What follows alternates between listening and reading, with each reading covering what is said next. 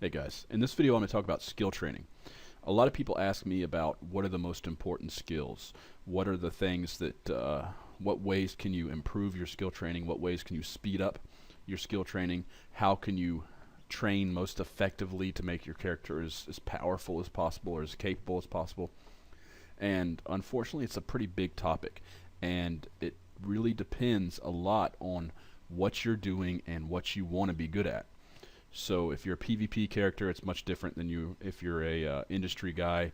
If you're a missile user, it's different than a turret guy, Minmatar versus Kaldari. There's all kinds of differences. So I'm going to give you just some basics here in this video that'll help you to understand the basics of skill training, and then you can figure the rest out on your own.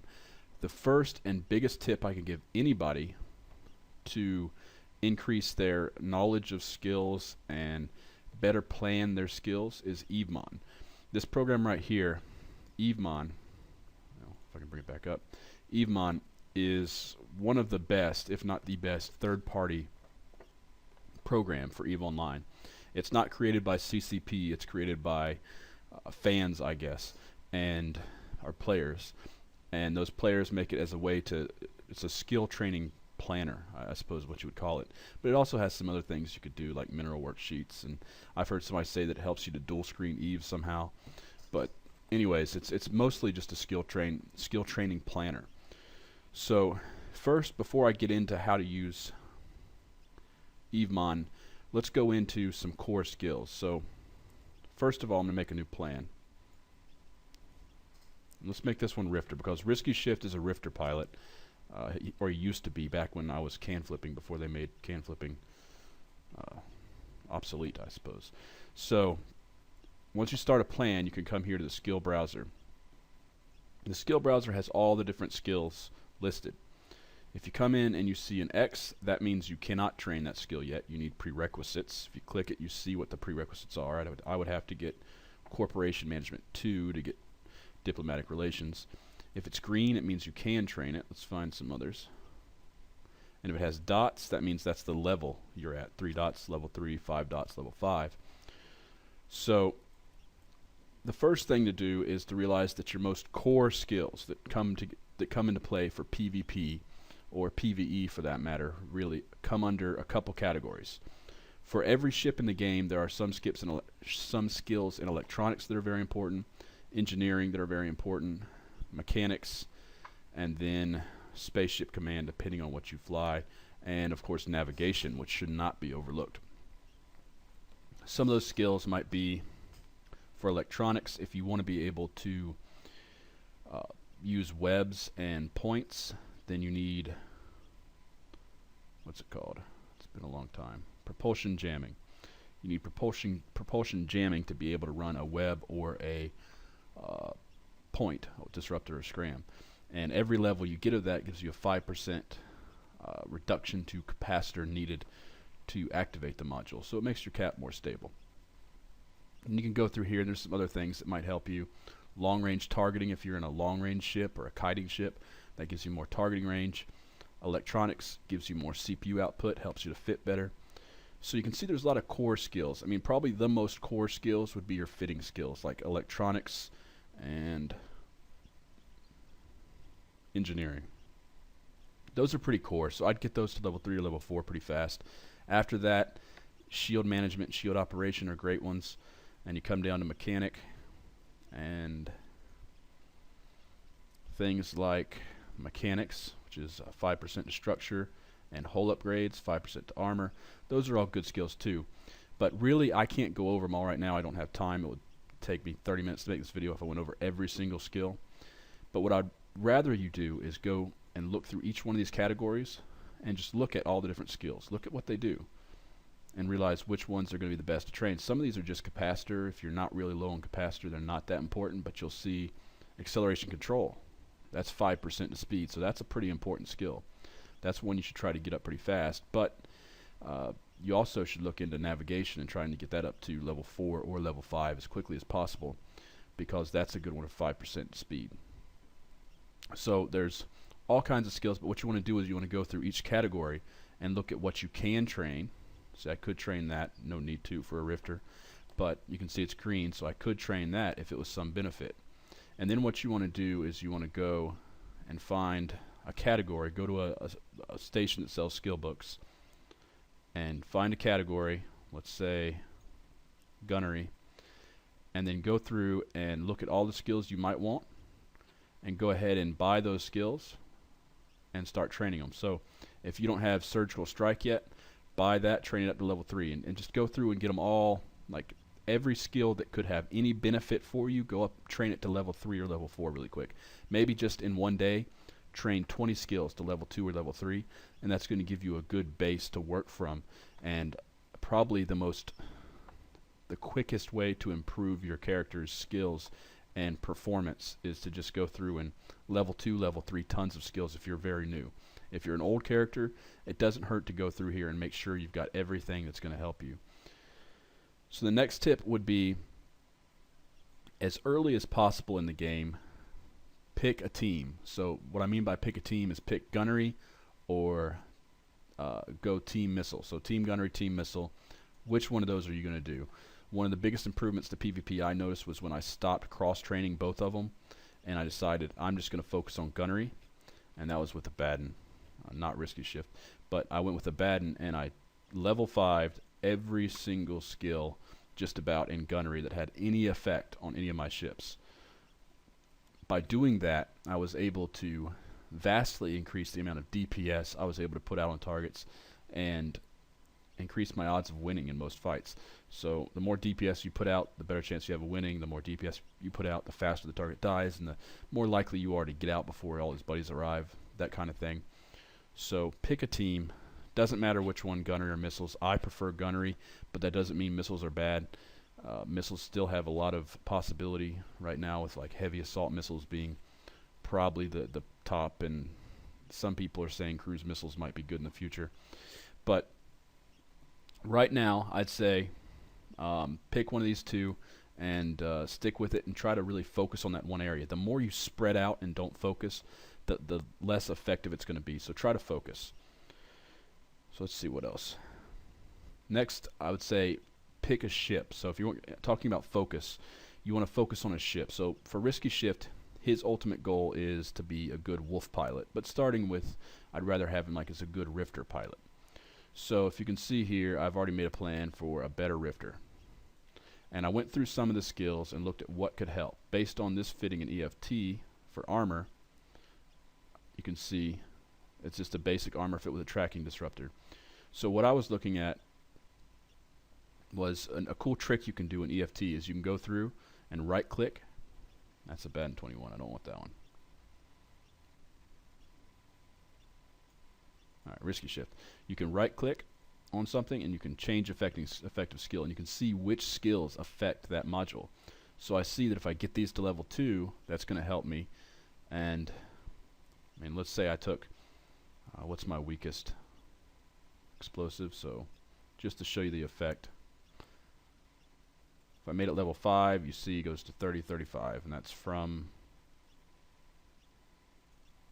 29, 35. So it helps. They're not big changes, but they do help. So then you can come over here and you can look at Afterburner. Right now I'm going 1103 meters a second. Take acceleration control to level 5, and you see it goes to 1161. So by going through like this, I can see all the effects of the different skills. What was that, level 3? So I can check everything. Guns, you can see exactly, you know, motion prediction. Now with guns, a lot of people focus too much on that DPS number, but DPS is not just your raw damage output. You will increase your DPS anytime you increase your optimal range, your fall off, especially in a Rifter where you're always fighting in fall off. Anytime you, because you see the low optimals there, 0.7. So most of the time your target's going to be beyond the 0.7, so you're not going to be doing the full DPS. Anytime you can increase your optimal or your fall off, you're going to be doing more DPS. So any skill that increases your range is likely to increase DPS. Skills that increase your tracking, like motion prediction, I'm not sure what trajectory analysis does, but any skill that affects the performance of the gun is going to effectively increase your DPS. So that's a cool trick with EFT. Another cool trick you could do is with E-War modules.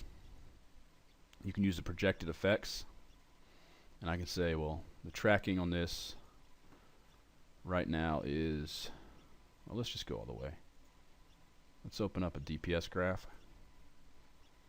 make the wolf attack the rifter, and the rifter is going to be orbiting at about 72% of his velocity. This guy's micro warp drive is going to be off because he's going to be scrammed. And now we can see the rifter is probably going to swing out to right around just over 1,000 while he's orbiting the wolf.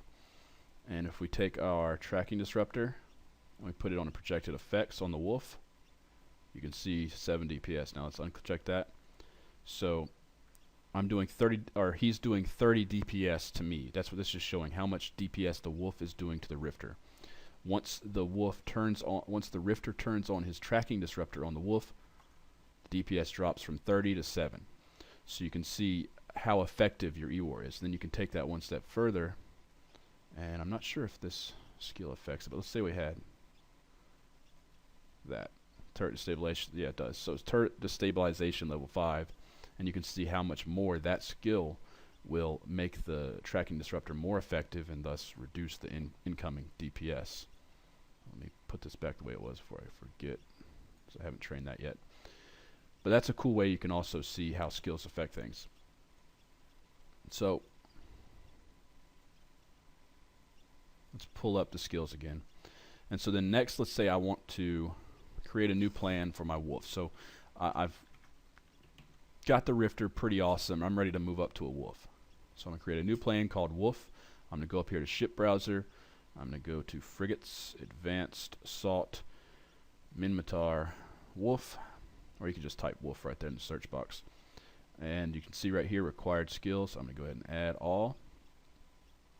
That adds all the skills I'll need, which are mechanics 5 and assault ships 1. And then you never want to just have 1 because it's so quick to get level 3. So let's get assault ships to 3. And then what else can we do with the wolf? We probably want to get some of our gun skills up. So go into gunnery and maybe take motion prediction to level 4. Yeah, trajectory analysis is fall off, so that's huge. Let's get that to level 4. Surgical strikes, a 3% damage bonus. Get that to level 4. You can see how I can go through these things and increase my and find the skills that are perfect for the ship I want to fly, so I can really focus in on that ship and get the most bang for the buck out of that. So what about for long training? Well, let's do a new one here. So if you were kind of new or intermediate aged player and you wanted to fly, say, a carrier, so you come in here, capital ships, carriers, Minmatar, Nidhugger, add all to plan. Tons of skills you got to add there. Now there's other stuff you're going to add too, so let's go to item browser and let's go to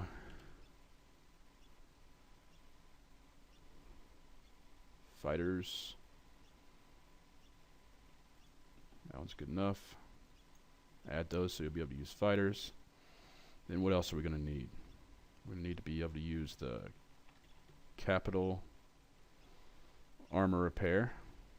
Depends on whether you armor repair, or shield repair, or Nidhugger. A lot of people go with armor because the rest of the capitals in the fleet are armor, so we'll say armor.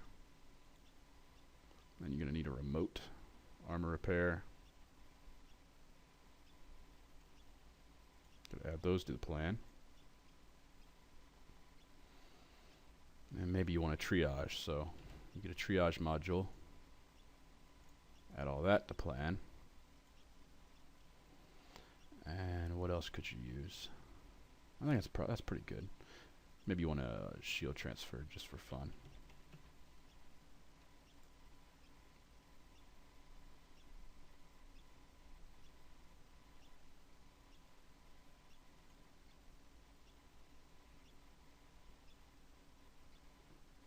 There it is, it's right in front of me. Alright, so now you got all your skills. So then you come over here to your plan queue, and you look at it and you see it's going to cost you 1 billion ISK in skill books, or 1.1 billion. It's going to take you 224 days to complete. A cool thing about EVEMon is it'll allow you to optimize your attributes. You can use a remap in the game, and you can do remap for the best for the first year, and it will tell you the best way to optimize your attributes to train this the fastest as possible. And you can see right now that I am already pretty much optimized, not quite, but that'll save me 2 days. A lot of people that are focused in another area or equally focused, you could see the effects. You know, say if you were kind of balanced across the board, you could see it would have a pretty big effect. And the next thing you can do is you can look at how effective implants are at speeding up your training. So let's say you kept this guy in high sec, never took him into a situation where he could get potted. So you put +4s in him,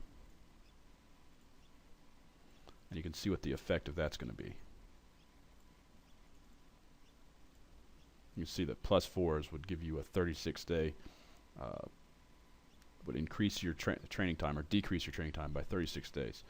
So you can also see which ones are the most effective. That's like 2 days each level. That's like only 1 day. That one has like almost no effect, so you can get rid of that one. That one's pretty effective, so you want that one. And that one's somewhat effective. So you can see which ones affect it the most, and maybe save yourself some money by not getting the charisma or whatever doesn't affect it as much, because usually when you're training something, you'll see that it's pretty focused in one area.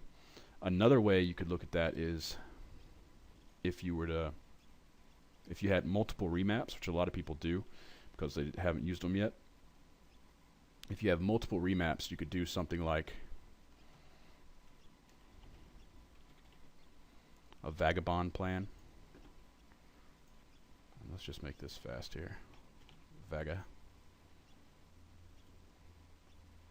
Add all to plan. You see here you got certificates that are recommended too. It's a great way to kind of understand what you need, but still, it's not all of them are actually required. So you got your Vaga, and then you want to run some 425s on it. Add all those to your plan. And I'm not sure if Risky Shift has the skills for a large shield extender. No, he doesn't. Gonna need those, and that's basically what I need. I would need a lot more for the Vagabond. So actually, that's another thing we can do. We can come over here and we can go to Battle Clinic loadouts, which I really don't suggest Battle Clinic loadouts most of the time. But in this case, you can see 3 loadouts. In some cases, it can give you an idea. So let's go with this one, even though I would not use this loadout. And you can add all those to your skill.